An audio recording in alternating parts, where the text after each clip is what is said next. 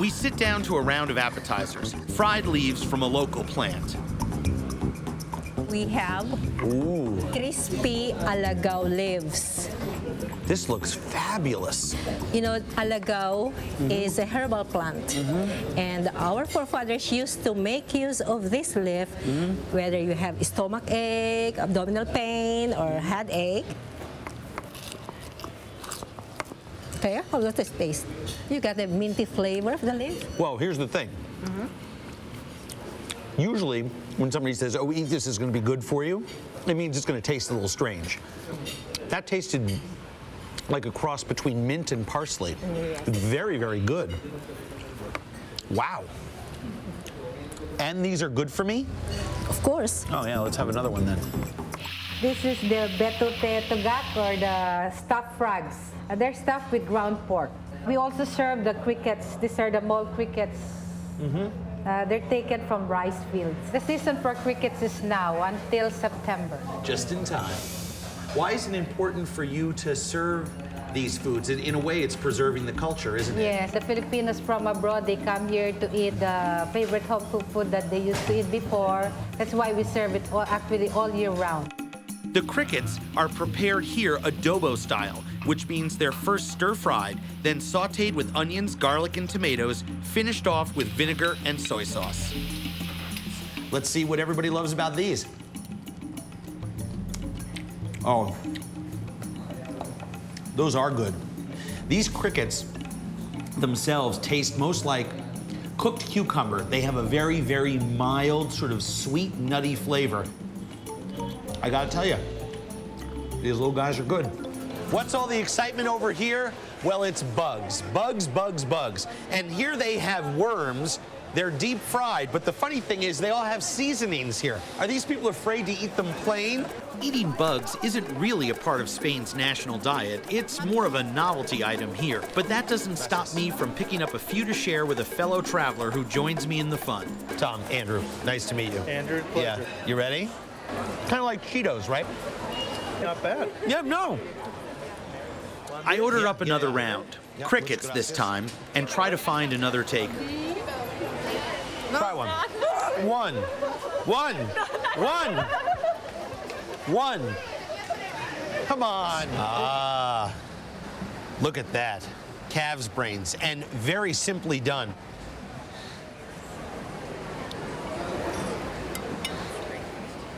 If you hadn't had brains before, let me tell you, these have the texture of creamy chocolate pudding, but with none of the chocolate flavor. And they have a very, very nice sort of livery aroma as it goes down the back of the throat. Those are out of sight.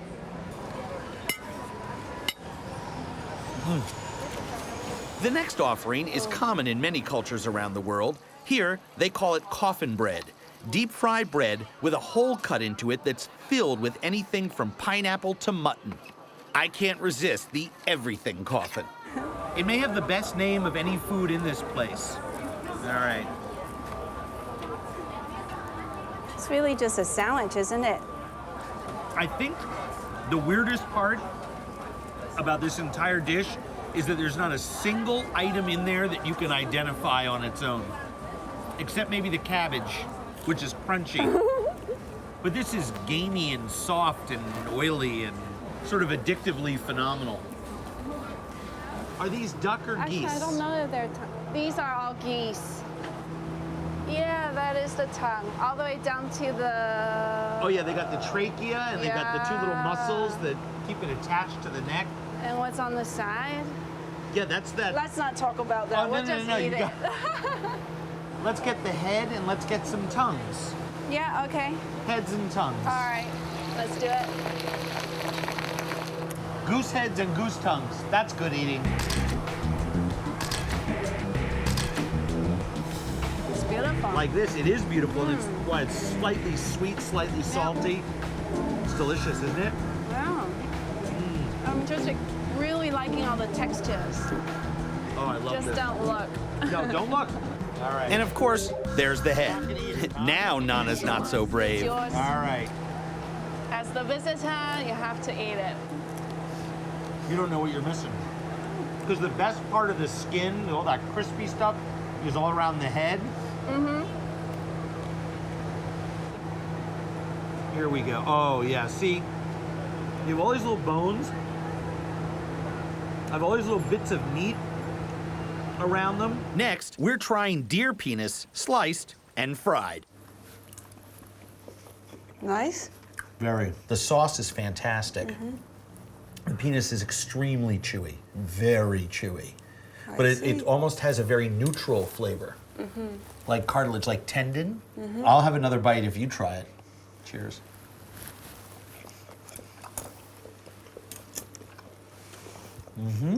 It's good. Yeah, not bad. You gotta work at it. This is very fresh. Yeah. It's not gamey at all. Oh my gosh, here comes more. Shrimp is customarily served whole in this part of the world, and the head offers some of the best eating. Very fatty. Nice garlic flavor. When you were talking to me before about modern take on classic dishes, usually these same elements, garlic, chilies, scallion, salt, the fried shrimp, is going to be done in that big tangle of mass you get on a big plate. It's a very, very elegant version of a dish I've tasted many times. That's good. Only in Minnesota. A Reuben on a stick for Campbell and a wild rice corn dog for me. Interesting. They've even got the rye bread coating kind of covered. Yeah, I didn't even notice that. Oh. Switch.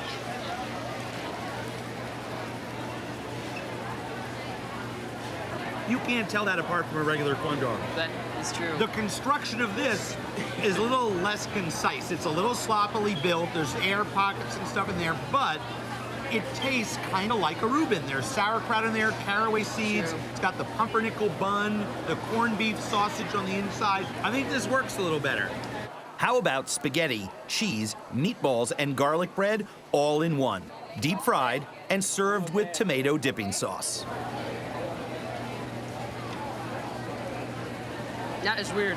Isn't it? But it's good, right? Yeah. Yeah. It's good. I'd eat that again. Totally. Yeah, exactly. Come on. What do we got here? We have macaroni and cheese on a stick and sloppy joe on a stick. Oh, very nice. What should we try first? I say the macaroni and cheese. Delightful. No. Not bad. Good, but It's cheesy. It's salty. creamy. It's creamy. Sloppy Joe on a stick. Quite frankly, that sounds just repulsive enough to really get me excited about it. That is very true. Scale of 1 Yes. to 10. 1 being I'd never eat it again. 10 being let me wolf this down and go get another one. Give me a number. I'm gonna say a 6. You're 6, being definitely. You're being very generous, but you know it's your first Right. time out of the gate. Let's go get something else. Yes. Oh, they're so gross. Deep fried candy bar. You can't make this stuff up. But you gotta have another bite. So messy, Uh-huh. but so good. One of the strangest sights for most Westerners in any Asian market are the insect stalls. Insects are found throughout the country, and at most markets you can buy a serving of seasoned mealworms, crickets, or grasshoppers for just a few cents. If you haven't tried little crispy fried salted grasshoppers, you need to. Oh. These are outstanding. These ones are fried with chilies and salt. You could eat a bowl of these in front of the big game on Sunday. Since Thai dishes are known for their fusion of strong flavors, spicy, sour, salty, sweet, or bitter, the combination is always intense. Let's try one of these little mackerels. Wow. Normally, such an oily, bony little fish. Oh, it's like fish sausage in there, curry flavored. A great deal of time went into preparing this stuffed mackerel. First, the short-bodied fish is deboned. Then the meat is extracted and seasoned with curry and herbs, similar to a fish cake. The same meat is stuffed back into the fish, and it's wok fried. Spicy, fishy, in the best sense of the word. That's dynamite. Bonnet also makes some other edible treats. She uses pieces of the skin from the large mahi-mahi, soaks them overnight in sugar and fish sauce, and then lays them out in the sun to dry. And I can eat it? Oh, you have to deep fry it first. Swati Krab. Thank you very, very much. Really, really nice to meet you.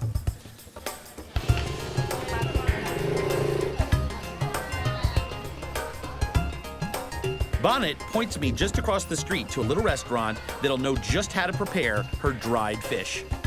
Already soaked in fish sauce, there's no need to add anything else, so they just fry the fish up for a few minutes and it's ready to eat. Ooh, it's actually crispy, crunchy, candy coated and very hot. All right.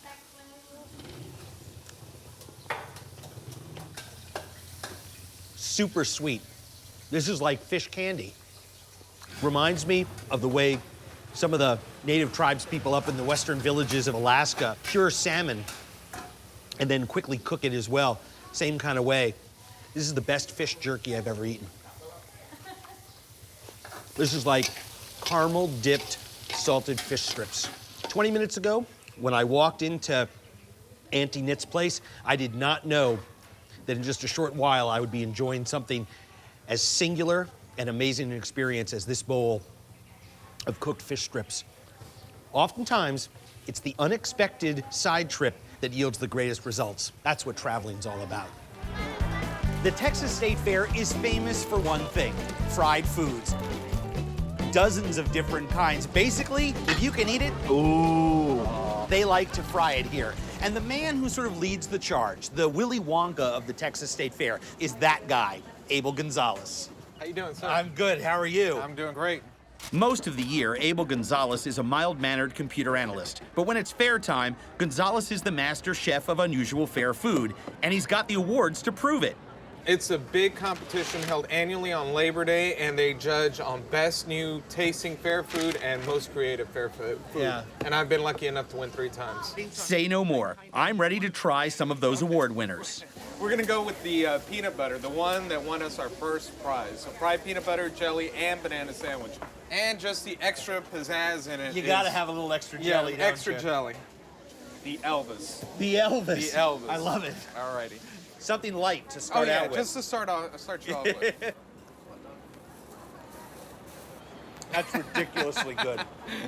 Thank you. Thank you. You know what this reminds me of? What's that? A fresh jelly donut. Yeah. And when I say fresh, I mean one that we've managed to inject the flavoring into the center of a donut, then deep fry it, and everything's hot. Yep. This is crunchy. It's not greasy. No. This is amazing. Oh yeah, that's what takes it up, is the frying part of it. It warms up the peanut butter. It gives you that crunchiness that you don't get. So Abel, what's next? Fried Coke. Fried Coca-Cola. Fried Coca-Cola. In 2006, Abel came up with a new artery-clogging concoction, fried Coke. He deep fries Coca-Cola flavored batter, then drizzles Coke fountain syrup on it. The fried Coke is topped with whipped cream, cinnamon sugar, and a cherry. This diet buster won the creativity honor at the Big Tex Choice Awards contest.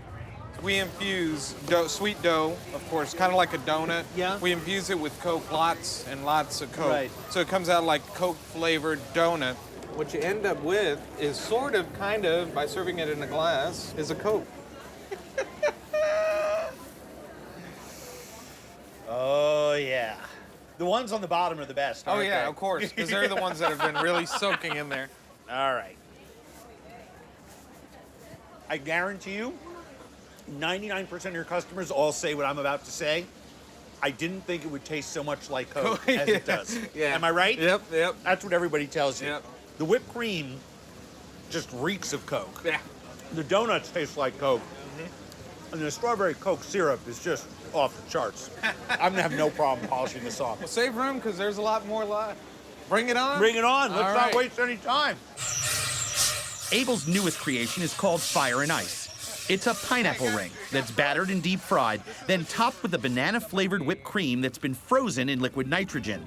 It's a mouthful for sure, and the liquid nitrogen has a side effect. No, it doesn't hurt. But that cold smoke coming through my nose is one weird sensation. You not only want it to taste good, you want it to be part of the show. Are you a big scorpion or white sea worm fan? I'm the Scorpions all the way. Really? All the way, yeah. The scorpions are simply prepared, deep fried on shrimp toast, and served with a chili dipping sauce. I gotta tell you, usually I like my scorpions unadorned. It's pretty good on top of a little piece of shrimp toast. You know, that shrimp toast is really nice. It's kind of spongy. We start with one of the original Shinwa dishes, tempura chicken testicles, heavily spiced, covered in a rich batter, then deep fried in a hot wok, and topped with a spicy chili sauce. I choose to let Bert guess which part of the bird he's really eating. This dish was on the menu when this restaurant first opened. Which one? Wow. One of my favorite dishes. Those are tempura chicken testicles with a really nice sauce. Too, that sort of spicy Hunan sauce. It's delicious. I'm asking myself now why testicles get a bad name. These are delicious.